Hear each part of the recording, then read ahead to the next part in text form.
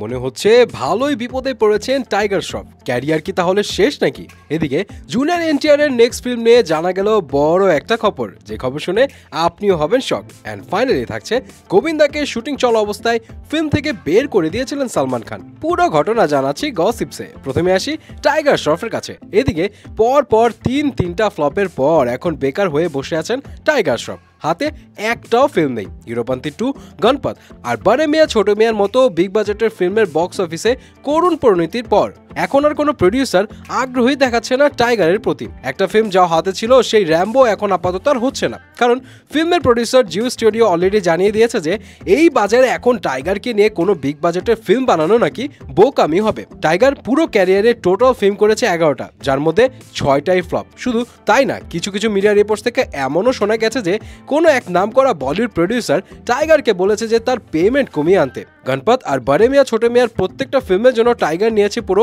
30 কোটি রুপি। আর এখানে ওই প্রডিউসার বলছে এখন নাকি টাইগারের কোনো মার্কেট ভ্যালু নেই, তাই টাইগারকে নিজের স্যালারি কমিয়ে 9 কোটি রুপিতে নিয়ে আসতে বলেছে। আর এই কথা শুনে টাইগারও নাকি খুবই অবাক হয়েছে। তবে নেটিজনেরা অনেকেই বলছে 9 কোটি রুপিও টাইগারের জন্য অনেক বেশি। কেউ আবার বলছে টাকা পয়সার চিন্তা বাদ দিয়ে একটু অ্যাক্টিং এ মনোযোগ দিতে। আহারে বেচারা, তাহলে কি টাইগারের ক্যারিয়ার এখানে শেষ হতে চলেছে? আপনাদের কি মনে হয়? এদিকে প্রশান্ত নীল আর জুনিয়র এনটিআর মিলে তো একটা ফিল্ম একসাথে করবেন, সেটা নিয়ে তো অনেক দিন ধরেই অনেক রকমের জল্পনা কল্পনা চলছিল। আবার স্কেজুয়াল নিয়ে সমস্যা ছিল, আদৌ এই ফিল্ম হবে কি হবে না। এরই মধ্যে জানা গেল আর একটা নতুন খবর। প্রশান্ত নীল অলরেডি জুনিয়র এনটিআর এর সাথে তার নেক্সট ফিল্মের টাইটেল ঠিক করেছে, আর টাইটেল ঠিক করা হয়েছে ড্রাগন। কিন্তু এই টাইটেল নিয়ে আবার একটা সমস্যা ছিল, কারণ এই টাইটেল অলরেডি বুক করে রেখেছিলেন করণ জোহর। তবে করণ তার ফিল্ম ব্রহ্মাস্ত্রার জন্য প্রথমে এই নামটা ঠিক করেছিলেন, কিন্তু আর ইউজ করা হয়নি। আর করণ জোহরের সাথে প্রশান্ত মাত্র 2 মিনিট কথা বলেছেন এবং সাথে সাথে টাইটেল ছেড়ে দিয়েছেন করণ জোহর। সো এখন আর কোনো সন্দেহ নেই যে প্রশান্ত নীল আর জুনিয়র এনটিআর মিলে দিতে যাচ্ছে আরেকটা বিগ হিট। তবে এই খবর শুনে ফ্যান্সদের এক্সাইটমেন্ট লেভেল কিন্তু সে লেভেলে চলে গেছে, যদিও এখনো ফিল্মের শুটিং এর কোনো এক্সাক্ট ডেট জানাননি কেউই। সো দেখা যাক কি হয়। ফাইনালি আসি গোবিন্দার কাছে।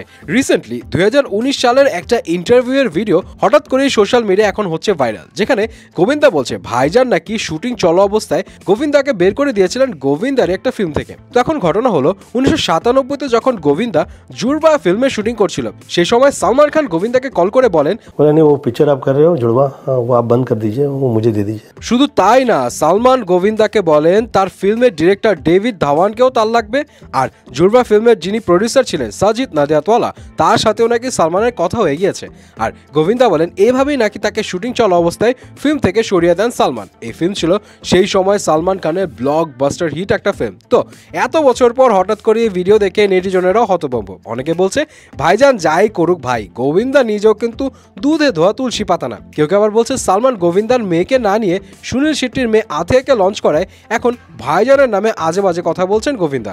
অনেকে আবার মনে করিয়ে দিচ্ছে গোবিন্দার ক্যারিয়ার যখন ডুবতে বসেছিল তখন সল্লু ভাই কিন্তু পার্টনার ছবিতে কাস্ট করে গোবিন্দাকে বাঁচিয়েছিলেন। অনেকে আবার গোবিন্দাকে সেলফিশও বলছে। এখন আপনার কি মনে হয়? সো গাইস, এটা ছিল বলিউডের লেটেস্ট কিছু গসিপসের আপডেট, এবং এগুলো জেনে আপনি কি ভাবছেন জানাবেন কিন্তু।